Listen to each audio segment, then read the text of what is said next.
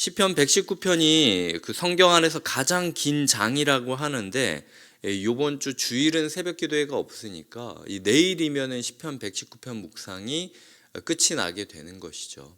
어떤 사람은 시편 119편을 묵상하면서 야, 이제야 끝이 났구나. 한 주가 넘었는데도 끝이 안 나? 라고 할 수 있지만, 어떤 사람은 너무 아쉽고 이 사람의 시를 더 보고 싶고 더 느끼고 싶다라는 마음이 있을 것입니다. 아마도 의도적으로 이렇게 길게 찬양을 하면서 어디까지 말씀을 즐거워할 수 있느냐, 소위 말해서 예전에 제가 청년 시절에는 목사님들이 설교 길게 하는 거를 그렇게 또 자랑으로 여기셨던 때가 있었어요. 그래서 다른 어떤 분이 오셔가지고 자기는 3시간 반 설교를 했었다. 수련회 때 5시간 설교를 했었다. 그게 또 유행이던 때가 있지 않았습니까?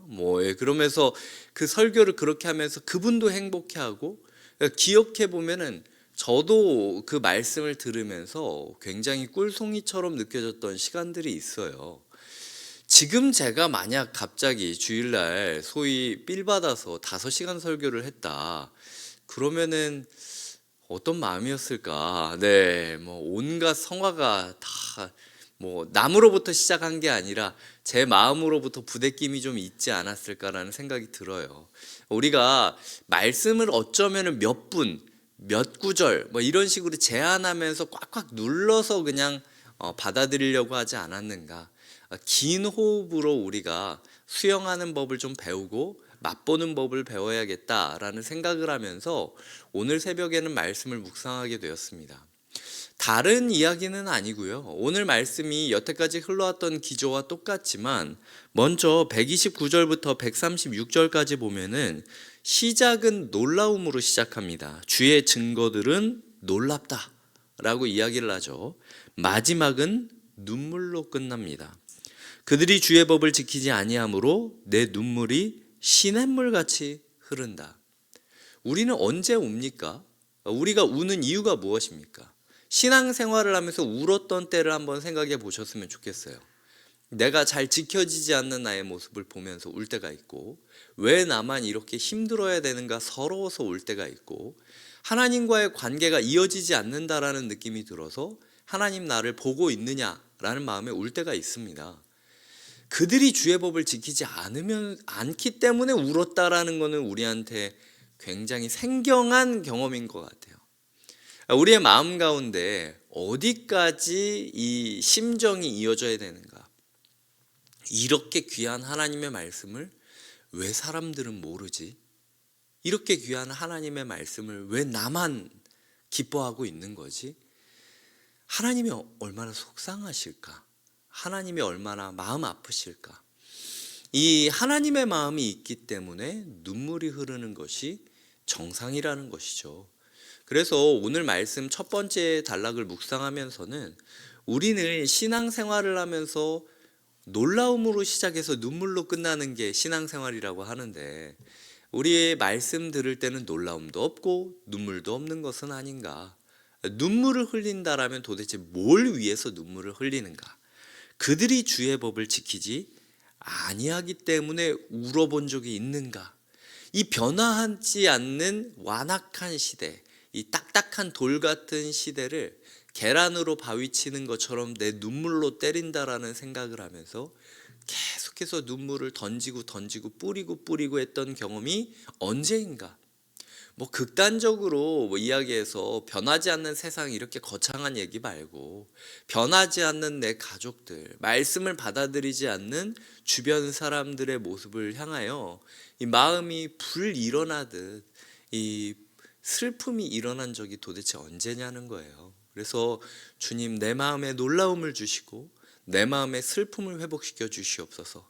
이 거룩한 슬픔을 회복하는 것이 말씀을 묵상하는 자의 자연스러운 귀결이다 라는 생각을 하면서 우리 마음 가운데 그리스도인답게 우는 법을 알려주시옵소서라고 기도하는 것이 첫 번째 기도 제목입니다.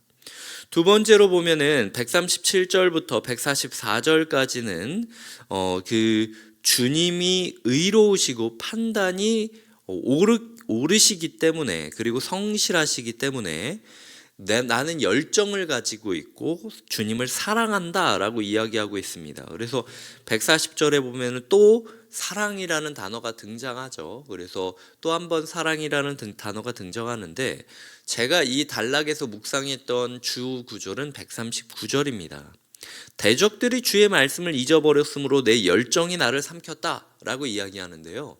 원어를 보니까 이게 열정이라는 단어도 맞지만 질투라는 단어가 직역입니다. 그러니까 이 주의 말씀을 잊어버린 사람들 때문에 질투가, 하나님이 주시는 거룩한 분노가 일어났다는 거예요.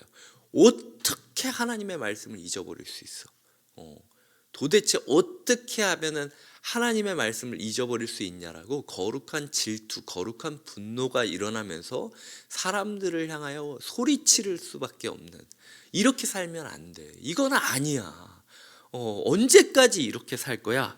라고 이야기를 하면서 주님의 말씀을 붙잡고 사랑하고 있다라는 것이죠.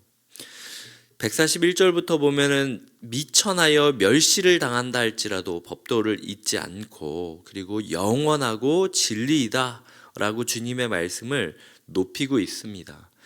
환난과 우환이 미치고 있지만 여전히 자신을 즐거워하고 있고, 영원한 주님의 증거들을 붙잡으며 나로 하여금 깨달아 살게 하소서라고 하며 끝이 나고 있습니다. 환난과 우환이 우리에게 미치면 하나님 원망하기만 바빴던 게 저의 인생입니다.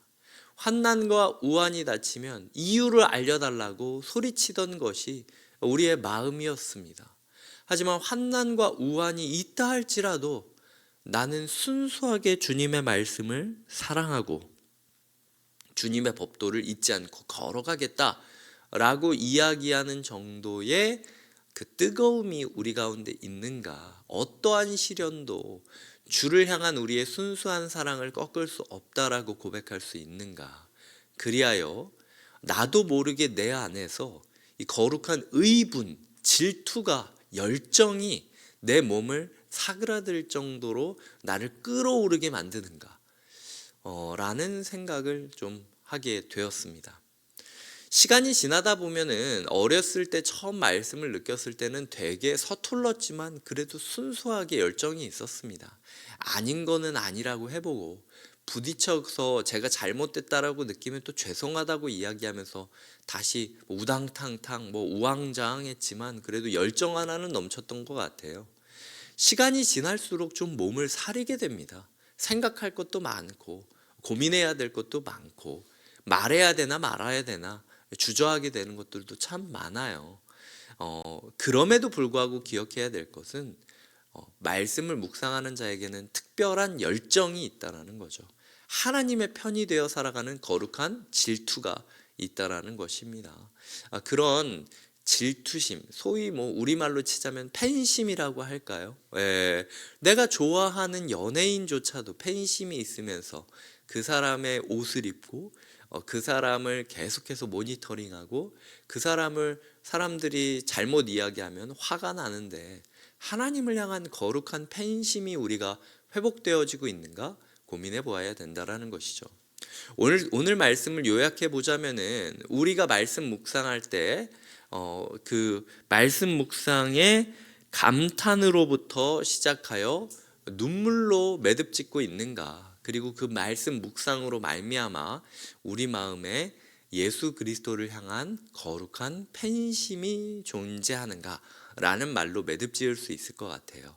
온전히 주님만 바라보고 주님의 일거수일투족에 집중하면서 주님을 이해하지 못하는 자에게 화를 낼 정도까지 주님 곁에서 있는 성도님들이 되시길 주님의 이름으로 축복드립니다. 기도하시겠습니다. 하나님 아버지, 감사합니다. 우리에게 거룩한 열정을 허락하여 주시옵소서. 순수하게 주를 사랑하고 환난과 우환 중에도 주님의 법도, 주님께서 정해주신 정한 길을 걸어가게 하여 주시옵소서. 말씀 묵상을 하는 우리의 삶 가운데 감탄으로 시작하여 거룩한 눈물로 끝내기를 바라며 예수님의 이름으로 기도드립니다. 아멘.